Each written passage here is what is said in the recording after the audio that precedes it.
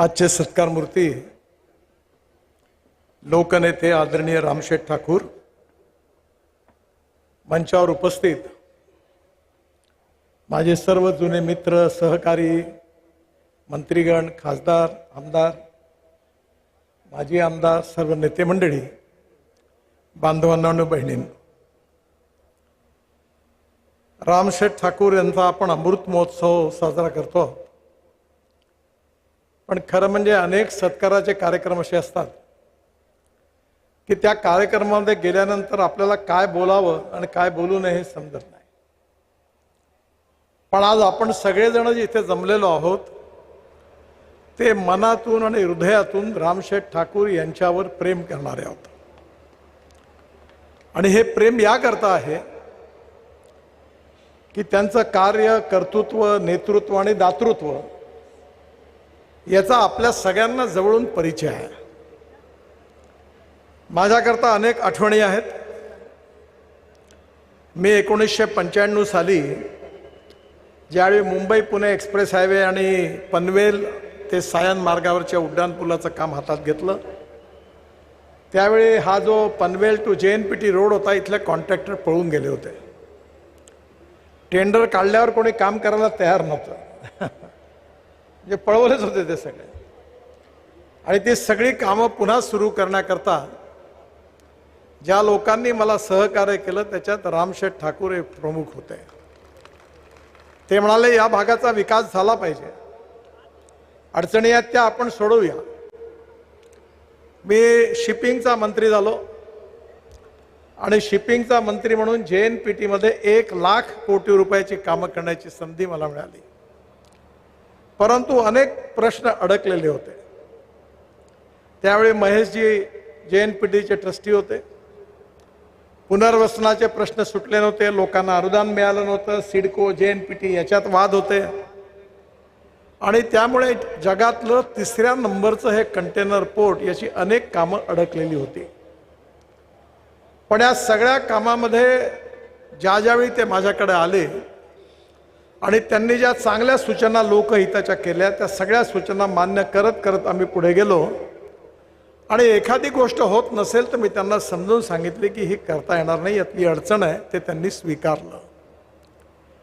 एकीकडे या भागातला गाव, गरीब, मजदूर आणि शेतकरी याचा विकास झाला पाहिजे आणि दुसरीकडे त्याच्या हक्काचं रक्षण झालं पाहिजे याची जाणीव ठेवून रामशेठ ठाकूर यांनी कार्य केलं. आणि त्याचमुळे इथल्या स्थानिक लोकांना रोजगार मिळाला पाहिजे. इथला विकास जर होणार असेल तर त्या विकासामध्ये स्थानिक लोकांना जर रोजगार मिळणार नाही तर मग त्या विकासाचा उपयोग काय आहे. आणि म्हणून आज विकासाच्या बाबतीतला दृष्टिकोन पॉझिटिव्ह ठेवत असताना भूमिपुत्रांचे अधिकार निश्चितपणे जपण्याचं काम त्यांच्या नेतृत्वाने केलं. 2 वेळा लोकसभेत ते निवडून आले. मलाही पण त्या काळामध्ये मी मंत्री झाल्यानंतर मग भारतीय जनता पार्टीचा अध्यक्ष झालो. त्या काळामध्ये त्यांनी आमच्याबरोबर ते आले. त्यांनी आमच्या खरं म्हणजे पक्षाचा विस्तार या भागात करण्यामध्ये सगळ्यात सिंहाचा वाटा कोणाचा असेल तर रामशेठ ठाकूरांचा आहे. आमची संघटना एवढी शक्तिशाली नव्हती, पण त्यांनी त्यांचं बळ उभं केलं आणि या जिल्ह्यामध्ये काम करण्याची संधी आमच्या कार्यकर्त्यांना, पक्षाला मिळाली. पण हे सगळं करत असताना सगळ्यात महत्त्वाची गोष्ट कोणती असेल तर मी सगळ्यांना, राजकारणातल्या लोकांना नेहमी सांगतो की राजकारण म्हणजे केवळ सत्ताकारण नाही आहे. Power politics is not only politics. तर राजकारणाचा अर्थ आहे समाजकारण, राष्ट्रकारण आणि विकासकारण. जनतेच्या शिक्षण क्षेत्र असेल, सेवेचं क्षेत्र असेल, स्वास्थ्य असेल, रोजगार असेल, जनतेचा सस्टेनेबल डेव्हलपमेंट होऊन त्यांना चांगल्या प्रकारचं जीवन जगता येईल याचा विचार करण्याचं नेतृत्व असेल तर त्याला आपले पोस्टर बॅनर लावून मतं मागण्याची गरज पडत नाही. रामशेठ ठाकूर यांनी खऱ्या अर्थाने लोकनेता हा शब्द त्यांना सार्थक आहे. कारण या ठिकाणी त्यांच्या दानशीर वृत्तीतून लाखो लोकांना त्यांनी मदत केली. ही गोष्ट खरी आहे की पैसे कमवणाऱ्यांची समाजात कमी नाही आहे, पण मिळालेला पैसा मला समाजाने दिलेला आहे म्हणून समाजाकरता पुन्हा तो वापस करणारे लोकांची खूप कमी आहे. पण मला जे मिळालं ते समाजामुळे मिळालं आणि म्हणून मी ते समाजाला वापस करीन ही भावना मनात ठेवून सातत्याने आपला उदारतेचा हात जनतेकरता आपला सगळा पैसा वाटून देण्याचा मनाचं मोठं मन हे रामशेठ ठाकूरांनी दरवेळेला दाखवलं. या भागातल्या गोरगरीब जे सामाजिक आर्थिक शैक्षणिकदृष्ट्या मागासलेले आहेत त्यांची मुलं शिकली पाहिजे, त्यांना उत्तम शिक्षण मिळालं पाहिजे आणि उत्तम शिक्षण मिळाल्यानंतर त्यांना रोजगार मिळाला पाहिजे याची चिंता त्यांनी सातत्याने केली.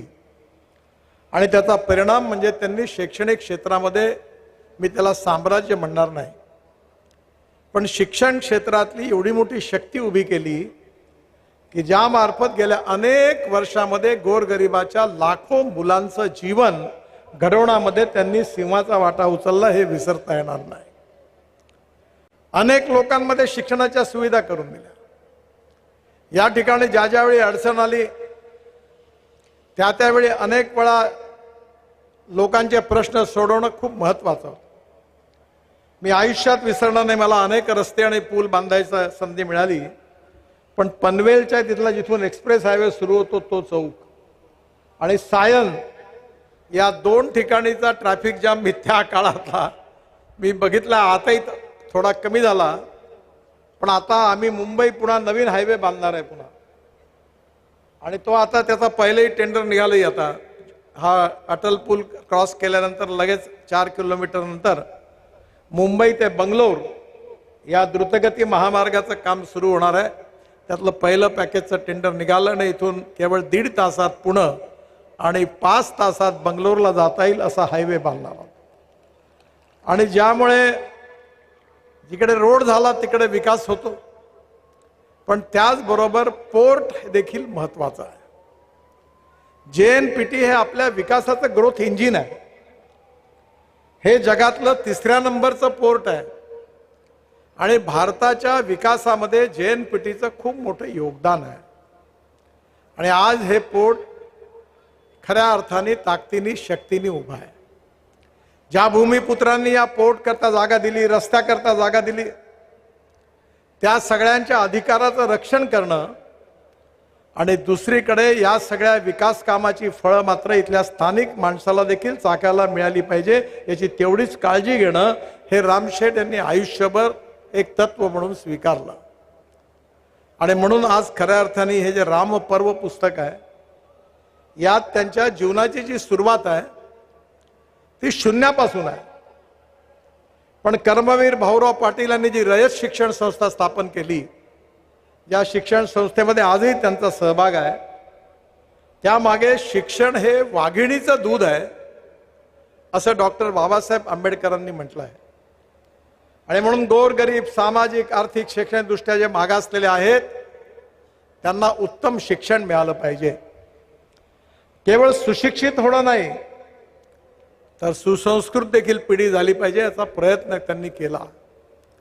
त्यांच्या जीवनाची सुरुवात एक शिक्षक म्हणून त्यांनी केली आणि व्यावसायिक म्हणून देखील जी कामं केली त्या बाबतीत कॉन्ट्रॅक्टर लोकांचा स्वभाव आहे की कामामध्ये कधीतरी कुठेतरी कॉम्प्रोमाइज करून तसंच ठेवून देतात. पण ज्यावेळी JNPT मध्ये त्यांनी कामं केली कुठल्याही कामात कधी बेईमानी नाही केली, कामाची तक्रार नाही आली. कारण मी अनेक वेळा क्वालिटीच्या बाबतीत बराच आग्रही होतो पण मी मेहनतीने काम करीन. हे सगळे प्रकल्प चांगले तयार झाले पाहिजे.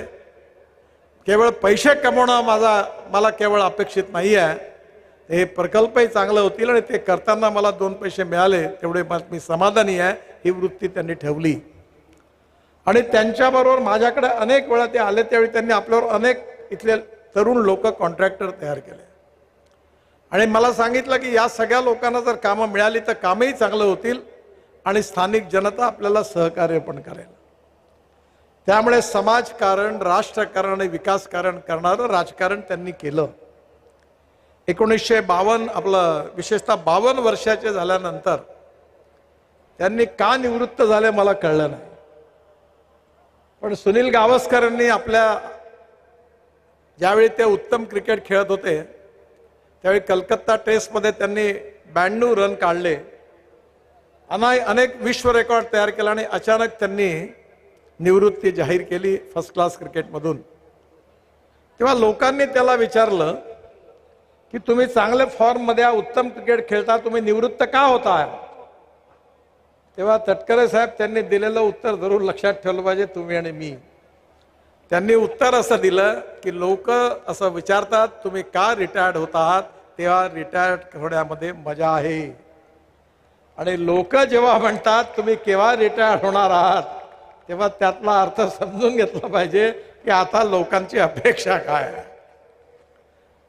कारण सत्तेच्या खुर्चीला असा फेविकॉल लागलाय का जो चिपकला तो उठतच नाही. जसा इलेक्ट्रिकचा करंट लागतो आयुष्यभर, आणि समाधान कुणी नाही. म्हणजे पहिल्यांदा म्हणतात मला आमदारकीचं तिकीट द्या. मी एकदा राजस्थानच्या विधानसभेत भाषणात म्हटलं होतं की राजकारण हे दुःखी आत्म्यांचा, अतृप्त आत्म्यांचा महासागर आहे. नगरसेवक याकरता दुःखी आहे की तो म्हणतो मला आमदारकीचं तिकीट मिळालं नाही. आमदार याकरता दुःखी आहेत, ते म्हणतात की मला मंत्री पद मिळालं नाही. मंत्री ज्यांना पद मिळालं ते म्हणतात मला चांगलं डिपार्टमेंट मिळालं नाही. आणि ज्यांना डिपार्टमेंट मिळालं ते म्हणतात आता मला मुख्यमंत्र्याचा चान्स आहे, तो केव्हा मिळणार आहे. आणि मुख्यमंत्री म्हणतात की आता आमचे श्रेष्ठ नेते किती दिवस ठेवतात, केव्हा काढतात, भरोसा नाही. जे सगळे ऑक्सिजनवर. आणि म्हणून तृप्त आत्मे राजकारणात खूप कमी आहे.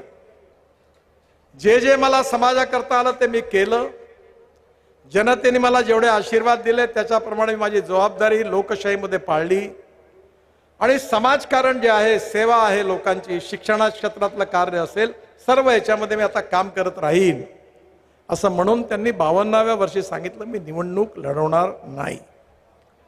कारण म्हणजे एक गोष्ट महत्वाची आहे की आज रामशेठ सारखे नेते राजकारणामध्ये जवळपास नाही आहेत.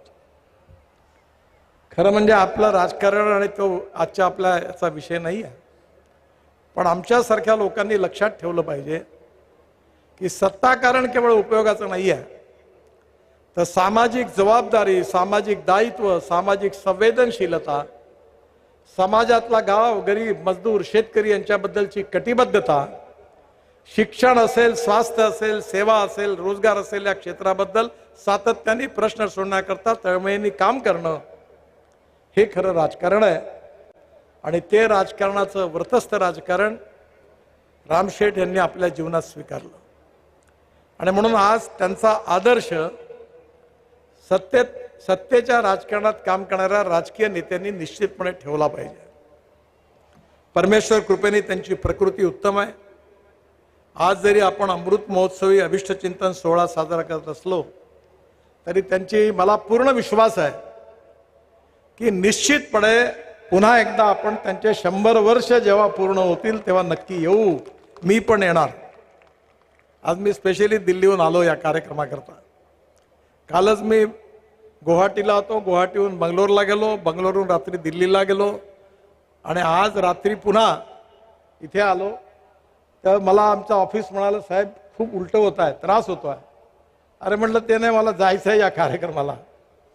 आणि आज मी या नवीन विमानतळावर पहिल्यांदा आलो आणि मला खूप आनंद आहे की ज्या परिवाराशी माझे पारिवारिक संबंध आहे आणि विशेषतः प्रशांत आणि त्याचा भाऊ पण उत्तम वारसा चालवतात आहेत, त्या सगळ्यांच्या या आनंदाच्या सोहळ्यात सहभागी होण्याची गेल्या 25-30 वर्षापासून त्यांच्याबरोबरचा सहकारी म्हणून मला या कार्यक्रमात सहभागी व्हायची संधी मिळाली. याबद्दल मी स्वागत समितीचे पण आभार मानतो. आणि विशेषतः त्यांच्या जीवनामध्ये त्यांच्या धर्मपत्नी आहेत, त्यांनी सहकार्य केलं नसतं तर हे जीवन यशस्वी झालं नसतं. शेवटी घरामध्ये किती संपत्ती असेल, किती मर्सिडीज गाड्या असतील, पण मुलाबाळांचा आणि घरातला आई वडिलांचा जर कोऑर्डिनेशन नसेल तर spark neglected burn the house. त्या घरात सुख नाही राहत. पण आज सुखी जीवन पारिवारिक जीवन आहे आणि या जीवनामध्ये विशेषतः श्रीमती रामशेठ ठाकूर यांचंही पण मोलाचं योगदान आहे. त्यांच्या सहकार्याशिवाय रामशेठला एवढं कार्य करता आलं नसतं. त्यामुळे या दोघांचंही मी मनापासून अभिनंदन करतो. आणि या भागातल्या गोरगरीब जनतेची सेवा करण्याकरता हे राम पर्व जे आहे हे 100 वर्षापर्यंत असंच हायवेवरून धावत राहील अशा शुभेच्छा देतो आणि आपल्या सगळ्यांचा आशीर्वाद, त्यांना निरोगी जीवन मिळेल आणि आपल्या सगळ्यांना त्यांचं मार्गदर्शन मिळेल असा विश्वास व्यक्त करून पुन्हा एकदा शुभेच्छा देऊन माझं भाषण संपवतो. धन्यवाद. नमस्कार.